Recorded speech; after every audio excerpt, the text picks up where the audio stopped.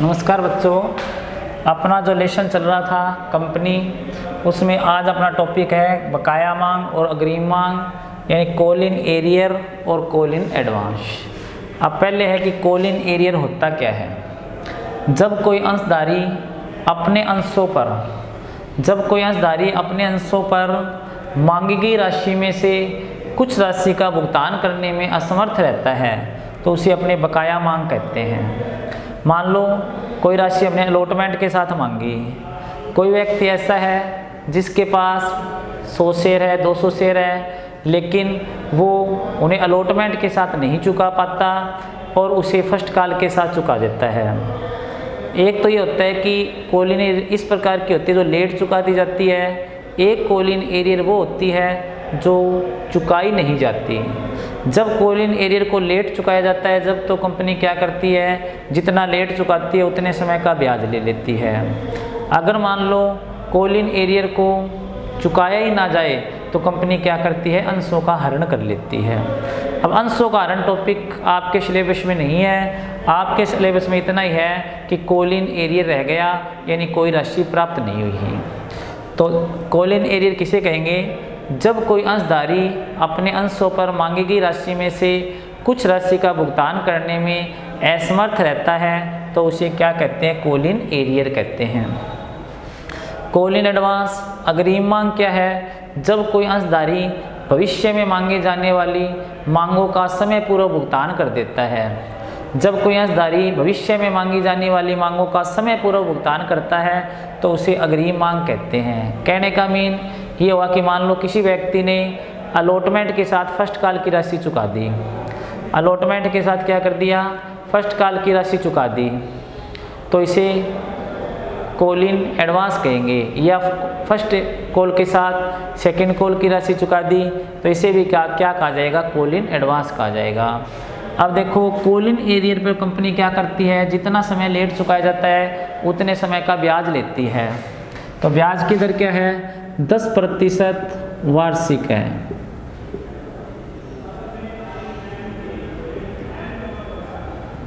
तो बकाया मांग पर ब्याज की दर है वो तो क्या है, 10% वार्षिक है।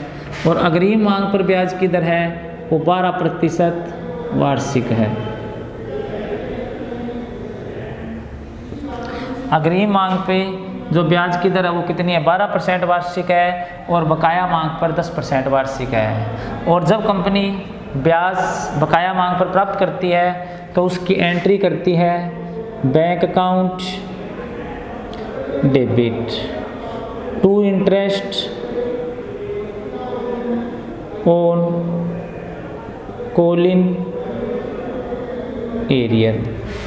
Interest on call in arrear तो क्या किया जाएगा, जब बकाया मांग पर कंपनी ब्याज लगाएगी तो उसके लिए जब प्राप्त करेगी तो उसकी एंट्री करेगी bank account debit to interest on call in arrear. और बाद में क्या करेगी, इस राशि को कॉल इन एरियर पे जो इंटरेस्ट है उसे प्रॉफिट एंड लॉस में भेजेगी। तो इसकी एंट्री करेगी interest on call in arrear account को तो डेबिट कर देगी, debit to profit and loss account. Interest on call in arrear account debit to profit and loss account. तो जब कंपनी क्या करेगी, इंटरेस्ट लगाएगी तो उसकी एंट्री करेगी bank account debit to interest on call in arrear. और जब उसे क्या करेगी, P&L में ट्रांसफ़र करेगी तो उसकी एंट्री करेगी interest on call in arrear account debit to profit and loss account. जब कंपनी कॉल इन एरियर रह जाएगा तो कॉल इन एरियर की कोई एंट्री नहीं होती। ये तो इंटरेस्ट की एंट्री है, कॉल इन एरियर की कोई एंट्री नहीं होगी। उसे क्या करेगा, उस मांग में से सीधा कम कर देगा। लेकिन जब अब हमें अग्रिम मांग प्राप्त होती है तो उसकी एंट्री की जाती है। देखो अग्रिम मांग प्राप्त होने पर क्या एंट्री होगी, bank account debit to call in advance account. जब अग्रिम मांग प्राप्त होगी तो उसकी एंट्री क्या होगी, bank account debit to call in advance account. बाद में क्या होगा, जो एक कॉल इन एडवांस है, मान लो आगे हम काम लेंगे, स्थानांतरित करेंगे, कॉल इन एडवांस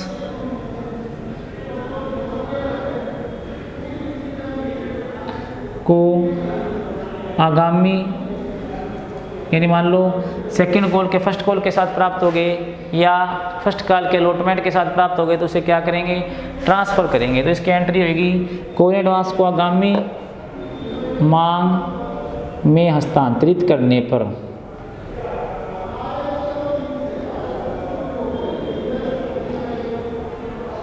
जैसे मान लो हमने उसे क्या किया, कॉल इन एडवांस को हमें मान लो फर्स्ट कॉल में ट्रांसफ़र करना है, तो उसकी एंट्री होगी call in advance account debit to, अब कहाँ से कहाँ किया हमने, कॉल इन एडवांस से हमने कहाँ पे ट्रांसफ़र किया उसे, कोई किसी कॉल में, टू मान लो सेकंड कॉल में किया, फर्स्ट में किया तो वहाँ पे लिखेंगे टू शेयर कॉल अकाउंट। तो शेयर कॉल का मतलब वो फर्स्ट कॉल भी हो सकती है, वो सेकंड कॉल भी हो सकती है। अब उसके बाद क्या करेंगे, इस पर ब्याज ड्यू करेंगे। तो अग्रिम मांग पर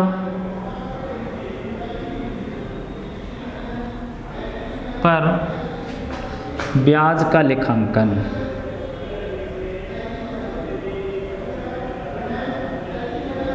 अग्रिम मांग पर ब्याज का लेखांकन, तो इसमें इंटरेस्ट है वो कंपनी के लिए लॉस होएगा, इसलिए उसे डेबिट करेगी।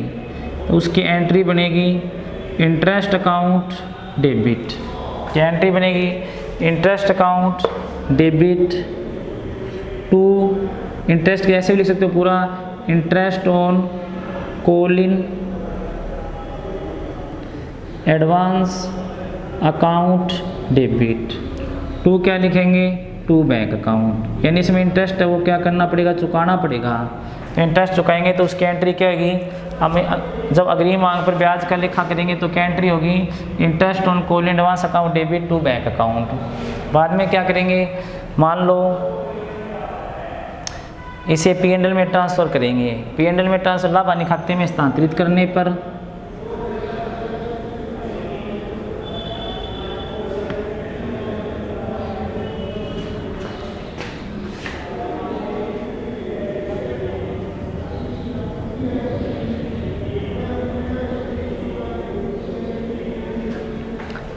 लाभ हानि खाते में हस्तांतरित करने पर, अब लाभ हानि खाते में हस्तांतरित करेंगे तो इसकी एंट्री करेंगे profit and loss account debit to interest on call in advance account. तो पहले जब अग्रिम मांग प्राप्त होएगी तो इसकी एंट्री क्या होगी, bank account debit to call in advance. जब उसे क्या करेंगे, कॉल इन एडवांस को शेयर कॉल में ट्रांसफ़र करेंगे, मतलब जब प्राप्त हुई तो उसे ये एंट्री कर दी, बाद में उसे काम में लेंगे तो उसकी एंट्री क्या होगी, call in advance account debit to share call account. फिर क्या करेंगे, अग्रिम मांग पर ब्याज देंगे तो ब्याज की एंट्री होगी interest on call in advance account debit to bank account. और बाद में जब उसे लाभ हानि खाते में हस्तांतरित करेंगे तो उसकी एंट्री होगी profit and loss account debit to interest on call in advance. बकाया मांग के लिए कोई एंट्री करनी नहीं है, वो सीधा क्या करना है, उस कॉल में से कम करना है जिस कॉल के साथ वो राशि प्राप्त हुई है। तो उसके लिए जब ब्याज लगाओगे तो एंट्री करनी है, ब्याज की एंट्री होगी bank account debit to interest on call in arrear, और interest on call in arrear को P&L में ट्रांसफ़र करेंगे। अब इतना ध्यान रखना, बकाया मांग पर है वो कितना % ब्याज लगाया जाएगा, 10% वार्षिक, और अग्रिम पर कितना लगाया जाएगा, 12% वार्षिक। बकाया मांग पर ब्याज की दर है वो 10% है और अग्रिम मांग पर है वो कितनी है, 12% है।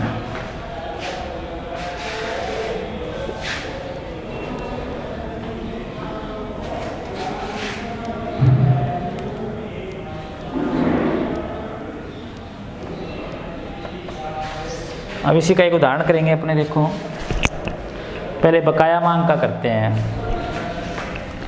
कि राम एंड कंपनी ने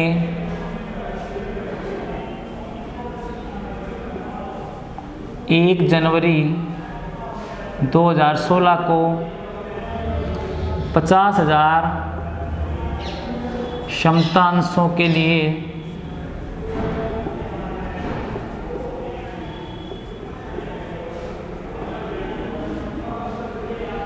आवेदन मांगे। प्रति अंश 10 रुपये का है।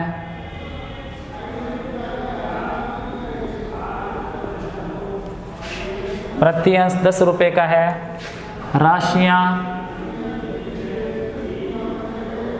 इस प्रकार दे है।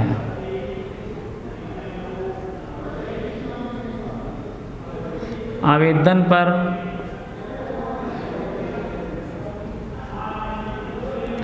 ₹4, आवंटन पर ₹4, प्रथम मांग पे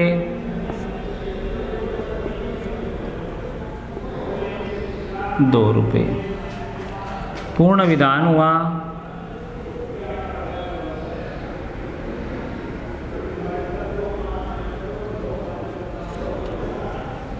पूर्ण विधान हुआ तथा एक अंशधारी जिसके पास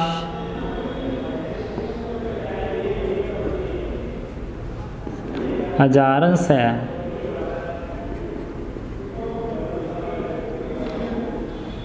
आवंटन राशि नहीं चुकाई,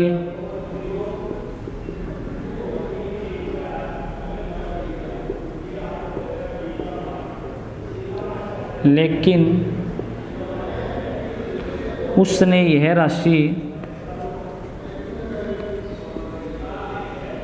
मांग के साथ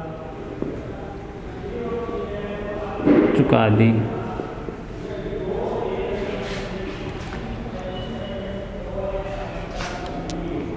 आवश्यक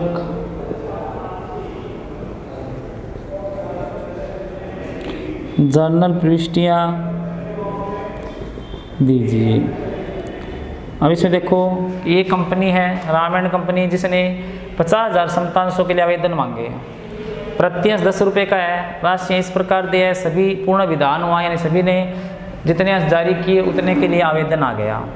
एक अंशधारी ऐसा है जिसके पास कितने शेयर हैं, 1000 शेयर है, और उसने आवंटन राशि नहीं चुकाई है, लेकिन उसने यह राशि मांग के साथ चुका दी। यहाँ पर देखो, ब्याज का लेखा नहीं करेंगे, क्योंकि ब्याज के लिए आपको कुछ कह नहीं रखा। ब्याज का लेखांकन उसी दशा में होता है जब आपके पास उसके लिए कोई स्पष्ट इंस्ट्रक्शन होता है। तो इसमें एंट्री आप ऐसे करोगे, देखो जर्नल बनाओगी और कोई डेट देनी रखी है, मान लो जनवरी 1 दे देते हैं अपने पहले आवेदन। 1 जनवरी 50,000 समतांशों के लिए आवेदन मांगे हैं, और आवेदन पे रुपये कितने 4। तो सबसे पहले क्या करेंगे, आवेदन राशि प्राप्त करने की एंट्री करेंगे। और आवेदन राशि प्राप्त करने की एंट्री होती है bank account debit to equity share, क्योंकि समतांश का नाम दे रखा है एप्लीकेशन अकाउंट। तो पहली एंट्री अपनी बनी bank account debit to equity share application account. Bank account debit to equity share application. तो आवेदन पे रुपये 4 है, शेयर है 50,000, तो 50,000 × 4 2 लाख रुपए प्राप्त हो गए। टोटल अमाउंट कितनी रिसीव होगी आपको, 2 लाख। फिर और कोई डेट नहीं है, एक डेट ये लिखते जाओ। अब इक्विटी शेयर एप्लीकेशन को क्या करेंगे, शेयर कैपिटल में ट्रांसफ़र करेंगे। तो एंट्री बनेगी equity share application account debit to equity share capital account. Equity share application account debit to equity share capital account, तो कितने रुपए ट्रांसफर होंगे, वही पूरे 2 लाख रुपए। ये एंट्री किसकी होगी, आवेदन राशि रिसीव करने की, ये उसे कैपिटल में ट्रांसफ़र करने की। आगे एंट्री हो अलॉटमेंट मांगेंगे। अलॉटमेंट पे कितने रुपए हैं, अलॉटमेंट पे भी रुपए हैं 4। तो सबसे पहले 4 रुपये के हिसाब से राशि मांगी जाएगी। तो अलॉटमेंट मांगने की एंट्री होती है equity share allotment to equity share capital. Entry बनेगी अपनी equity share allotment account debit to equity share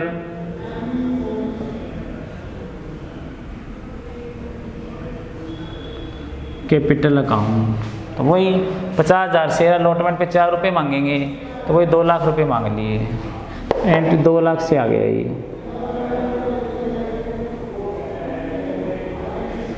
अब क्या करोगे, इसे प्राप्त करोगे। जब प्राप्त करोगे तो आप कैसे करना पड़ेगा कि 2 लाख मांगे, लेकिन एक ऐसा अंशधारी जिसके पास 1000 अंश है और उसने अलॉटमेंट दिया नहीं है, लेकिन अलॉटमेंट की राशि वो मांग के साथ चुका दी। अलॉटमेंट की राशि इसने मांग के साथ चुका दी, तो क्या करोगे आप, पहले अलॉटमेंट में तो वो कम करना पड़ेगा आपको। अलॉटमेंट में कम करोगे तो अलॉटमेंट में रुपए कितने आएंगे, 2 लाख में से 1000 शेयर पे 4000 रुपये प्राप्त नहीं हुए। 1000 शेयर है, अलॉटमेंट पे कितने रुपए हैं, अलॉटमेंट पे रुपए हैं वो कितने हैं, 4 है। तो 4 इंटू में 1000, 4000 रुपये प्राप्त नहीं हुए, शेष है वो प्राप्त हो जाएंगे।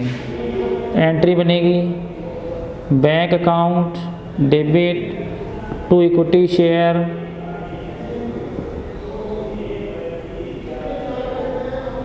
Allotment account.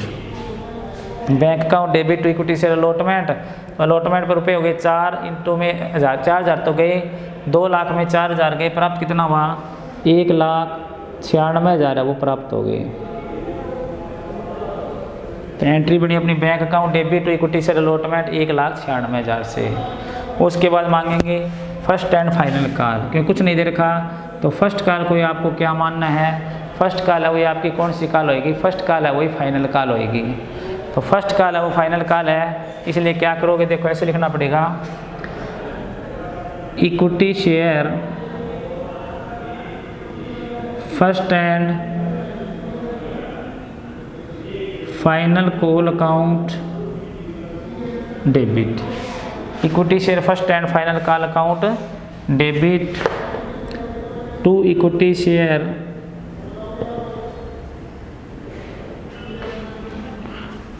Share capital account. अब देखो पहले तो अपने पूरी राशि मांगनी है, तो फर्स्ट कॉल पर रुपये कितने हैं, 2 है, शेयर कितने हैं 50,000, तो 50,000 इंटू 2 1 लाख रुपये मांगेंगे। Equity share first and final call to equity share capital आएगा कितने से, 1 लाख से।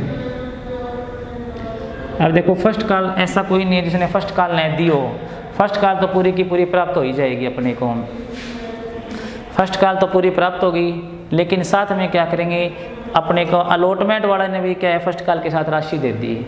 ये मान लो फर्स्ट कॉल पे हमें टोटल 1 लाख रुपए तो ये मिलेंगे, 4000 रुपये वो भी प्राप्त होंगे, 1 लाख रुपए ये मिलेंगे और 4000 रुपये वो प्राप्त होंगे। तो 4000 रुपये वो प्राप्त होंगे, तो आप क्या करोगे, पहले प्राप्त करोगे बैंक अकाउंट डेबिट, तो टोटल प्राप्त हुए हमें 1,04,000। कितना प्राप्त हुआ, 1,04,000, तो बैंक अकाउंट डेबिट हो गया 1,04,000 से, जिसमें मान लो इक्विटी शेयर फर्स्ट कॉल का कितना है, इक्विटी शेयर फर्स्ट कॉल का इसमें है 1 लाख और 4,000 वो अलॉटमेंट का है। तो क्या करेंगे, to equity share first and final call, to equity share first and final call, to साथ में किसका प्राप्त हुआ, अलॉटमेंट का, तो to equity share allotment account. तो equity share first and final call to equity share allotment account, तो first call का कितना हुआ, 1 लाख रुपए और 4,000 है वो इसमें अलॉटमेंट का है, टोटल कितना आ गया, 1,04,000। तो सबसे पहले हमने क्या किया, आवेदन राशि प्राप्त करी, आवेदन राशि पे 4 रुपये, शेयर कितने 50,000, टोटल कितना प्राप्त किया, 2 लाख।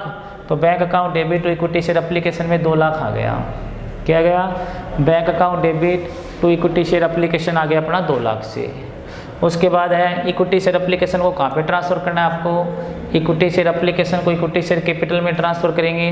तो एक एंट्री अपनी बनेगी equity share application to equity share capital, वो कितने से होगी, पूरे 2 लाख से, क्योंकि विधान है वो पूर्ण हुआ है। अब है equity share allotment to equity share capital, allotment पे भी कितने मांगेंगे, 50,000 शेयर है और 4 रुपये के हिसाब से 2 लाख रुपये मांगे। Equity share allotment to equity share capital 2 lakh मांग लिए। अब एक ऐसा अंशधारी है जिसके पास 1000 शेयर है और उसने अलॉटमेंट दिया नहीं है, उसने क्या है अलॉटमेंट नहीं दिया, तो अलॉटमेंट पे रुपए क्या 4 और उसके पास शेयर कितने 1000, तो 4000 रुपये नहीं दिए, तो 1 लाख, तो इसमें क्या करेंगे 2 लाख में 4000 दिए नहीं, इसलिए हमें अलॉटमेंट के साथ क्या करना है सीधा वो 4000 कम करके बाकी प्राप्त करना है। तो एंट्री बनेगी bank account debit to equity share allotment, कितने रुपये से बनेगी 1,96,000 से। उसके बाद मांगेंगे first and final call, first and final call पे कितने रुपए हैं, फर्स्ट एंड फाइनल कॉल पे रुपए हैं अपने 2 रुपये, शेयर कितने वही 50,000, तो 50,000 इंटू में 2 कितने मांगोगे 1 लाख रुपये, equity share first and final call 1 lakh से, to equity share capital 1 lakh से। अब इसने अलॉटमेंट पे जो बकाया था, जो कितना बकाया था 4,000 तो वो दे दिया, प्लस में 1 लाख फर्स्ट कॉल वाला भी दे दिया, तो टोटल कितना प्राप्त होएगा हमें, bank account debit to equity share first and final करके तो 1 लाख हो गए इसमें, और इक्विटी शेयर अलॉटमेंट है वो 4,000 का हो गया। अब इसी में देखो आगे, अगर क्वेश्चन ऐसा हो इसमें आपको आवंटन की डेट दे दे, मान लो आवंटन की डेट देती 1 फरवरी और फर्स्ट कॉल की डेट देती 1 अप्रैल, आवंटन की डेट होगी 1 फरवरी और फर्स्ट और आवेदन की 1 जनवरी है। तो पहले तो यहाँ देखो डेट आएगी कैसे, देखो यहाँ पर 1 जनवरी आएगी पहले में तो, लेकिन ये जो है ना जो शेयर एप्लीकेशन से शेयर कैपिटल में ट्रांसफ़र करते हैं वही डेट आती है जो अलॉटमेंट की डेट होती है, अलॉटमेंट की 1 फरवरी है, तो ये 1 फरवरी 3 तारीखों में आएगी, 3 जगह आएगी। देखो यहाँ 1 फरवरी 1 आ गया, यहाँ पे फरवरी 1 आ गया और यहाँ पे फरवरी 1 आएगा। इन अलॉटमेंट मांगने में और प्राप्त करने की तो एक डेट दे रखी है, लेकिन जो एप्लीकेशन ट्रांसफ़र की एंट्री वही होती है, डेट वही होती है जिस दिन अलॉटमेंट मांगने की डेट होती है, तो वो यहाँ पे क्या है 1 फरवरी। अब इन्होंने 1 अप्रैल दे रखा आगे, तो इन दोनों में क्या आएगी 1 अप्रैल आएगी। अब आपको ये कहें ब्याज का लेखा कीजिए, आपको क्या करना पड़ेगा, ब्याज के लिए एंट्री और करना पड़ेगी। तो बकाया मांग पर ब्याज की दर है वो कितनी है, तो पहले यहाँ पे निकालो बकाया मांग पर ब्याज, तो बकाया मांग कितने की थी 4,000 की, और बकाया मांग पर जो ब्याज की रेट होती है वो कितनी होती है, वो होती है 10%, 10% वार्षिक होती है, तो 10/100 हो गया। और कितने महीने लेट हुई, देखो हमें अलॉटमेंट प्राप्त होना था 1 फरवरी को, अलॉटमेंट प्राप्त कितना किस पे होना था 1 फरवरी को, और हुआ अलॉटमेंट प्राप्त 1 अप्रैल को, इन दोनों के बीच का जो टाइम है वो 2 मंथ है, तो 2 मंथ का आपको ब्याज और देना पड़ेगा।